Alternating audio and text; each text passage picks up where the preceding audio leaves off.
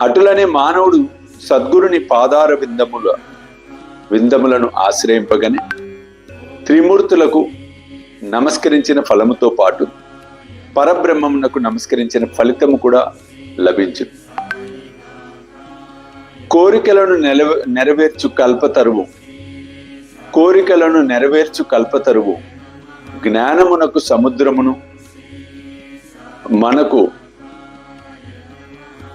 ఆత్మ సాక్షాత్కారమును కలుగజేయినట్టి శ్రీ సాయి మహారాజునకు జయమగుగాక. ఓ సాయి, నీ కథల యందు శ్రద్ధను కలుగచేయి. చాతక పక్షి మేఘ జలము త్రాగి ఎట్లు సంతసించును, అటులనే నీ కథలను చదువువారును వినువారును మికిలి ప్రీతితో వానిని గ్రహింతురుగాక. నీ కథలు వినినప్పుడు వారికి వారి కుటుంబములకు సాత్విక భావములు కలుగునుగాక. వారి శరీరములు చెమరించుగాక. వారి నేత్రములు కన్నీటిచే నిండుగాక.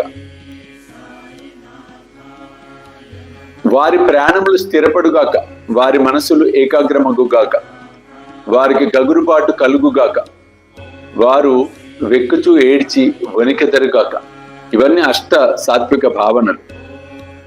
వారిలో గల వైషమ్యములు తమ భేదములు నిష్క్రమించునుగాక. ఇట్లు జరిగినచో గురువు గారి కటాక్షము వారిపైన ప్రసరించినది అనుకొనవలెను. ఈ భావములు నీలో కలిగినప్పుడు గురువు మిక్కిలి సంతసించి ఆత్మ సాక్షాత్కారమునకు దారి చూపును. మాయా బంధనముల నుండి స్వేచ్ఛ పొందుటకు బాబాను హృదయపూర్వకంగా శరణాగతిని వేడవలెను.